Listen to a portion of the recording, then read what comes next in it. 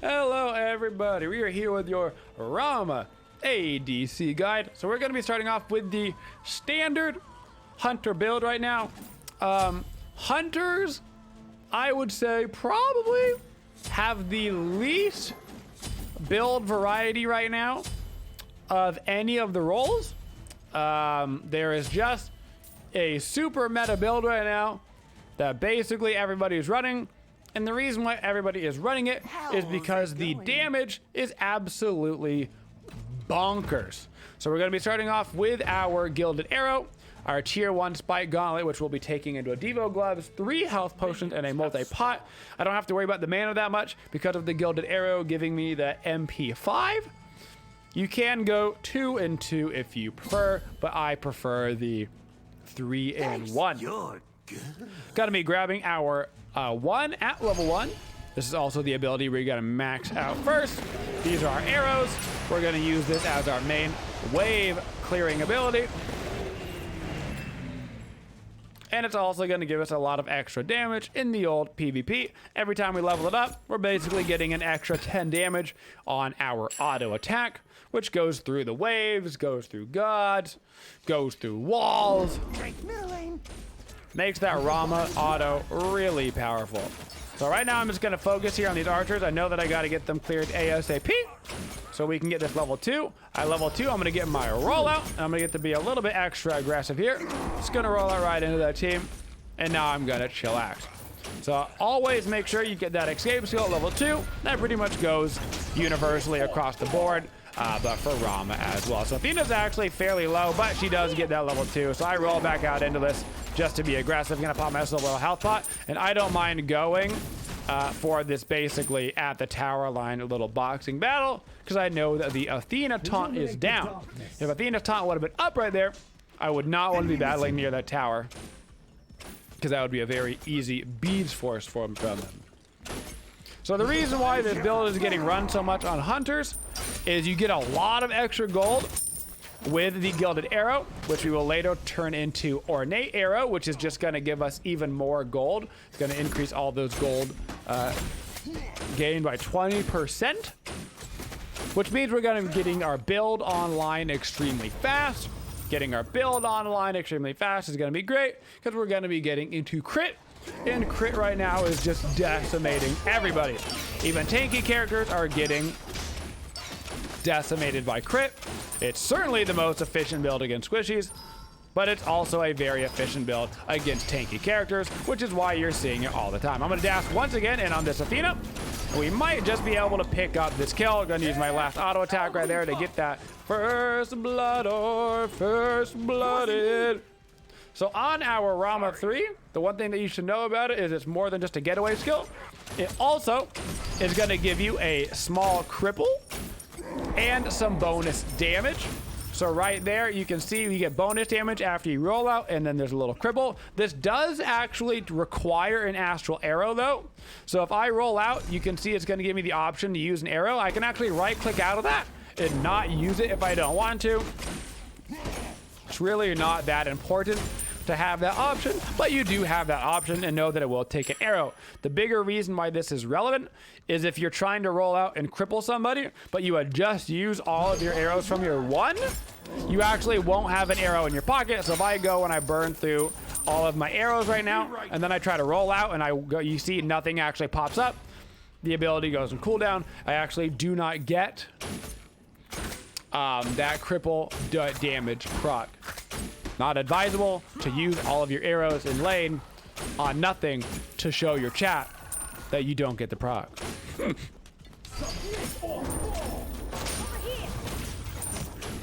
At level 4, we grabbed our 2, and now we're gonna get our ultimate, of course. Now that I've got 1,700 gold, I'm gonna back up, because this is a race to get Devo gloves in the dual lane. As soon as you get that 1,700 gold marker, you can afford Devos. So back up and get them, and now you can start getting your Devos stacked. The first hunter that start getting those Devos stacked is going to put themselves in a very nice spot. Enemies incoming left. If you are getting ganked over and over and over again in the dual lane, Maybe I've already gotten rotated on twice now by the jungler at the 4-minute marker.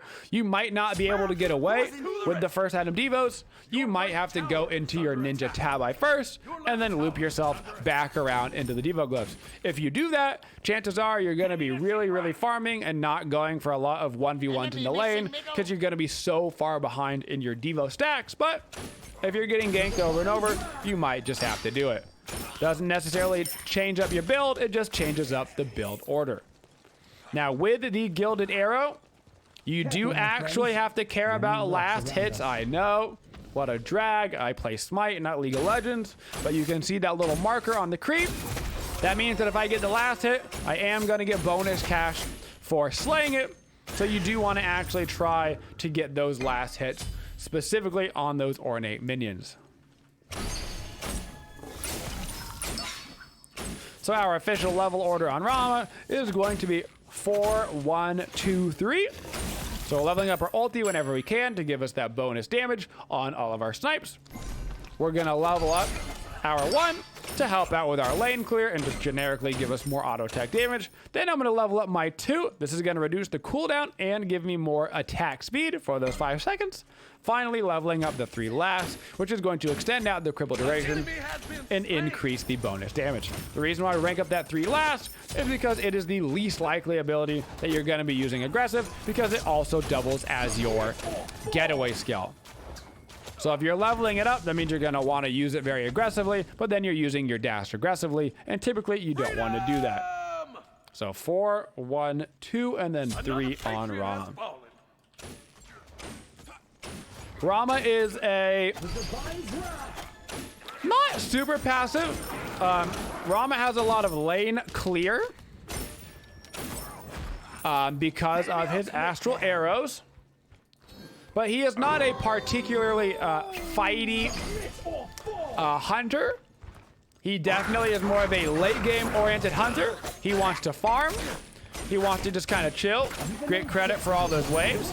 You can see that because Rama's astral arrows are that extra auto proc, you can use one singular astral strike in order to get rid of the vines where they would normally take 2 regular autos. You can actually just use one Rama astral to get rid of it. So our goal is not going to be fighting over and over again like, say, a Anher would. Anher would be jumping on top, impaling, going for the fight over and over again. A Rama is very content to just farm it out. If you find an opportunity for poke, if you find an opportunity for a fight, you can always go for it, especially if you've got some pretty decent ward out. But your first priority on Rama is not necessarily to be going for those fights. Your first priority is to be going for the farm. So I've got Hachi pretty low. It might be in kill range if I hit all 3 snipes, and I am going to be able to hit all 3 snipes right there. As a general rule, if somebody's right around 30% or less HP and they're a squishy, and you hit all your snipes, you are going to be able to kill them. But you do have to hit all of the snipes in order to make that happen. So if you're comfortable going for the triple snipe, then right about, like I said, that 30% HP marker is about when you would be able to kill them. If you just want to land the first 2 to be able to get the kill, you're looking to a little bit closer to 20 HP at this stage of the game. That last shot can be tricky. Rama ulti, also one of those abilities that you're never going to hit 100% of the time. If the enemy has a movement ability, pretty easy for them to avoid it. If they've got a built-in movement speed buff, not that hard for them to avoid it. Aegises and immunities and Chang'e, you know, immunity frames, oh my. But it can be a very good ability for grabbing those final kills, and particularly at getting nice staggered death timers. So I see the Athena coming towards me, so I'm just gonna go ahead and start backing it right on up.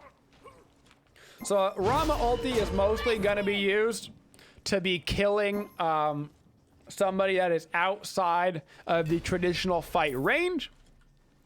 So this means a lot of the times you're gonna be using Rama ult in order to kill a squishy in particular, usually the hunter or the mage, or the assassin, depending on what they're picking, although there are a lot of tankier assassins being run right now. And you're trying to get that kill on them as they're running away from the team fight. So if a team fight is breaking out, you're not typically just going to use that ulti right in the middle of a team fight like you would, say, a Hachi ult, just to get out that raw damage. You're going to be using it to catch a stray trying to run away. I see the Hachi trying to run away from the fight. I pop up my ulti, I make sure we grab that kill, and then I jump right back into the fight. Speaking of jumping right back into the fight, I've tried to dash away right there from the Hachi. That's a really good, actually, early Hachi man ult cancel right there that's going to catch us out. And then a really good follow-up dash. He is very thankful for the recent, this year, Hachi man buff that lets him hop off that horse earlier so he can quickly get into that dash animation. Hachi man did not used to be able to do that until they fixed some of his animations on his horse that took really long on the horse the earlier beforehand. So we're going to be taking ourselves into a third item, Executioner. Pretty much always the item you're going to get here third. There is one variant that I like sometimes. You're not going to get a whole lot of opportunities to do this, but I'm grabbing an Executioner right here that is standard. If you're going against an extremely squishy team, and you don't need percent pen. This is not going to be happening in the majority of your games. Most of the time right now, you're going to see 2-3 tanks, but every once in a while, you will see a game that only has one tank in it. Maybe they just have their support because they're running like a hunter solo in an assassin jungle. Then you can get away with a third item, Aussie, and have the double lifesteal for your crits. So I'm going to pop my 2 a little preemptively right here, and then I'm going to dash into this wave, which is going to cripple the Athena right on out of her...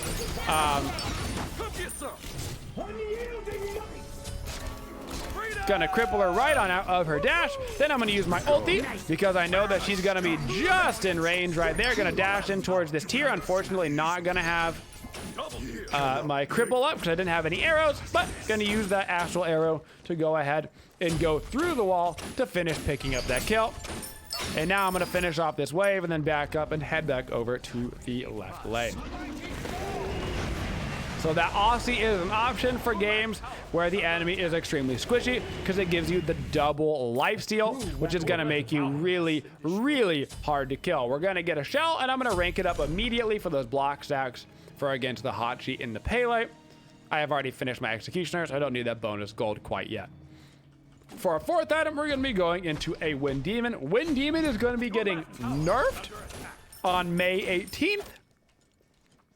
Regardless of the nerf, it is still going to be a very good item. You might see it get picked up a little bit less, but honestly, even with the particular nerfs that they are doing to it, it is still going to be an excessively good hunter item. So you don't have to worry about it that much.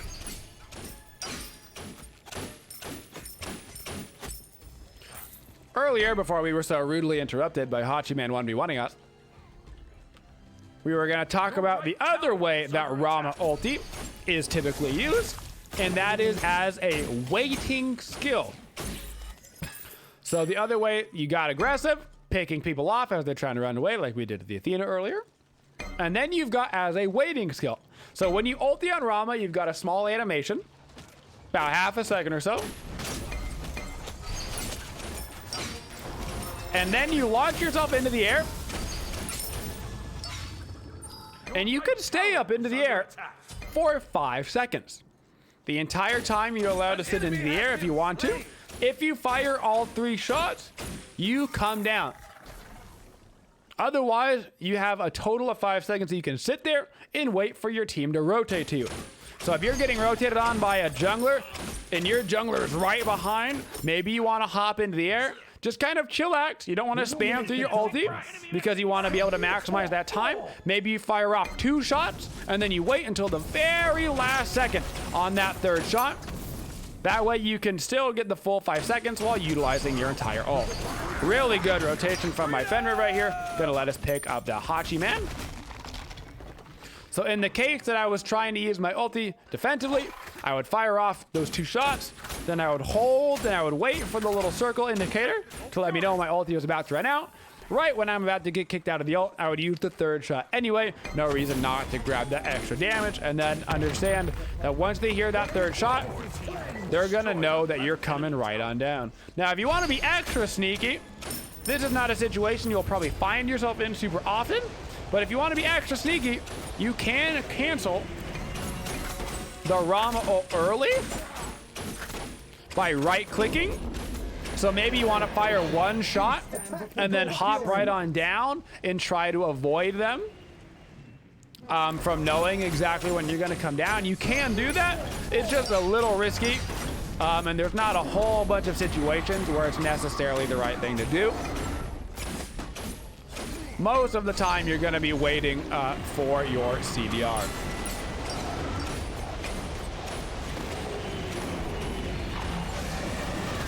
Now, right there, we can go pretty aggressive. Athena's coming in on me, so I'm going to ult into the air so I do not get hit by that Athena ult. Gonna try to get that third snipe off on the Kukulkan. He uses his Aegis. Coming back into the fight. I still have my shell up, so I feel pretty confident being able to walk in towards this fight. Luckily, those shell block stacks and the extra health will keep me alive. So right there, we knew that their Kukulkan ultimate was down because he had actually used it on the Elder Scorpion on their side.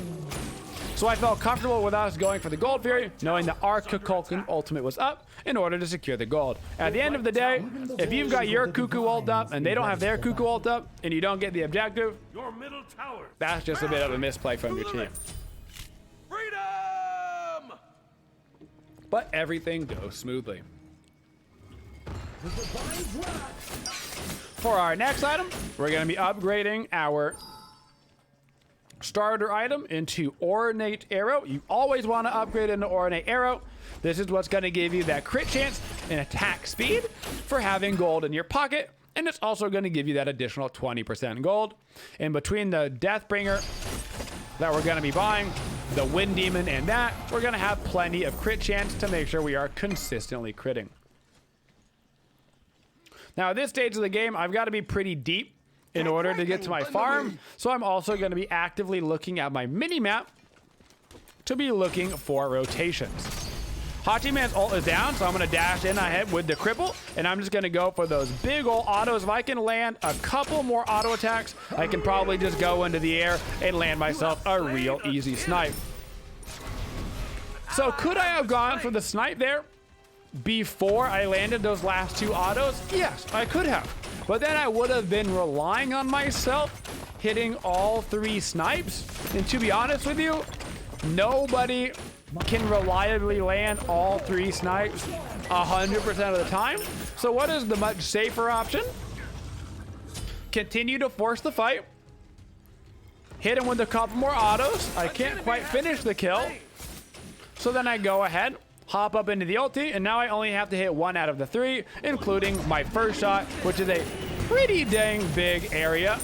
And I know that his dash is down, so he can't like use his dash in order to avoid it. Got a tier coming up behind us, so we got to be a little bit careful on that one. Gonna use some of my astral arrows right here to get a little bit of bonus damage onto the tower. Yes, your arrows will do bonus damage to the tower. You won't get the full bonus damage because the tower has mitigations. So like you won't get like a full 50 bonus damage or anything, but you will get about give or take half of that. Got a Hachi coming towards me. I got a Pele coming towards me. Making a lot of friends. Got a preemptively beads right here for the Pele coming right at me. I'm also gonna pop that shell. Looks like their team might continue to come at me. I'm gonna try to auto attack tier continuously, keeping him in combat so that he cannot blink at me. As long as he can't blink at me, I should be in a pretty healthy spot. And I'm gonna try to keep this fight going. Now that we've gotten level 20, I can back up and I can finish my Ornate Arrow. This is gonna give me 20% more gold, which is gonna let me get the rest of my build, including like a 6-slot item when we sell boots online even faster. Now we work on our Deathbringer, and you can see why this build is so popular. Lots of damage through crit, lots of lifesteal with the Devo gloves. We have tons of penetration because of the Executioner and the Wind Demon. And so we do damage to towers, we do damage to objectives, we do damage to players, tanks, squishies, everybody gets wrecked. Now that we're moving into the late stages of the game, my job as a hunter is basically to hit whatever is in front of me, slay them down, and to particularly be involved around objectives. Hunters right now have the best objective clear, it's not even close. And once you get that crit online, you're gonna start to burn through fire giants. Not uncommon to see fire giants started as early as the 15-minute marker. Once again, we've got our Cuckoo here. He should have the secure with his ultimate, so we can start this right on up. We grab the fire giant, and now we can try to go force the fight. I'm rolling out, trying to get closer to this wall, just in case I need to ulti for the Pele, but Wukong picks up that kill. So I'm actually gonna rotate around the back, throw down a deep sentry ward. Gonna grab the quick kill onto the Cuckoo if I can first before I go looking for the Hachi. I hit him with that cripple arrow that I had ready. And now we need to be a little bit careful. I'm getting a bit greedy right here, going in this deep towards the Athena. But we should be able to grab ourselves that tier kill. But we need to get outside of this tower range because we actually do not have the tier 2 tower yet. So I'm gonna call for the attack middle lane. We don't want to have to run all the way back for the tier 2 in the right hand side. So we can just grab this mid Phoenix. I'm also going to call for the attack left lane. If we go in for the Titan right here, if we had our Cuckoo ultimate up, I might go for it and try to burn it down. But because this ulti isn't up, we're going to be missing a significant amount of damage onto the actual Titan. And so it's a lot safer for us to just go ahead, get 2 Phoenixes. Now we can back up, go to the Gold Fury, reset, spend all of our cash, and then we can just shove up right lane with a solid 2.5 minutes left on our Fire Giant. No reason to go excessively aggressive right there. Risk a chance of Cuckoo respawning, landing a massive ult, and then losing the game. Always got to be wary of that Cuckoo ult throughout the entirety of the game. A true weapon of the divines. Deathbringer is finished. On Rama, there's really not any secrets to the order that you use your abilities. For the most part, when you're auto attacking, you want your 1 proc as much as you can. You want your 2 proc as much as you can. Bonus damage is good. Slowing the enemy is good. Increased attack speed is good. You're mostly going to be using your rolling assault, like I said, defensively at the end of the game, unless you are specifically going for a chase on, like, if your whole team is running them down like we were earlier towards their Phoenix, then you can use that rollout aggressively for the cripple. But most of the time, you have to save that in order to get away. One little tip, if you can, always try to use your rollout before your ultimate when using your ulti defensively. Because if you use your rollout and then your ult, then you get to sit in your ult for the entire time, and you get your rollout cooldown about halfway back up. So if you didn't roll out beforehand, then you're not quite utilizing all of the space that you could have put between you and the enemy. So when you're doing it aggressively, that doesn't matter. But when you're using it defensively, you want to make sure that you roll out first before you ulti, so that way it's practically back up by the time you come back down from your ult. So I'm just going to walk right up this Phoenix. My main job is to kill this Phoenix. If anybody gets between me and the Phoenix, I can use my astral arrows to hit them and the Phoenix at the same time. I'm going to dash in towards this Pele, hit him with the cripple, but that cripple doesn't really matter so much. Really good Cuckoo ult right there. Going to pick up some kills. I got a tier right by me, so I'm going to go into the air to make sure that I do not get hit by this Athena ult. Going to sit in the air for as long as I can. Keep me nice and safe. Get a little triple snipe. I've still got my shell and my beads up, so I'm going to pop shell and my beads. Should be able to grab ourselves a last couple of kills and put this one away. So as a hunter right now, you're just going to do buttloads of damage with this build. This hunter build works on absolutely everybody. One thing that comes up a lot is a lot of new players seem to think that spectral armor is the end all be all to crit builds. This is not the case. So Spectral armor reduces the amount of damage that crit does. It doesn't like nullify crits or anything. In fact, block stacks are much better against crit generically than spectral armor is. But you also have to factor in Deathbringer gives you additional critical damage. So Deathbringer is going to let your crits do more crit. And so a spectral armor, while it reduces the critical strike bonus damage by 60%, the Deathbringer increases it by 30%, effectively nullifying half the effectiveness of spectral armor. So you have to keep that in mind. That's why Deathbringer is so crucial, because it basically makes spectral armor not that great of an item, and it allows your crits to still do tons of damage even to those tankier targets, guys. And that is our Rama guide. Thank you for supporting the Twitchiest community. If you'd like to see more videos, make sure you subscribe to the channel and always hit that bell for notifications so you don't miss any of the upcoming videos. Thank you for all your support and have a Twitchin' day, y'all.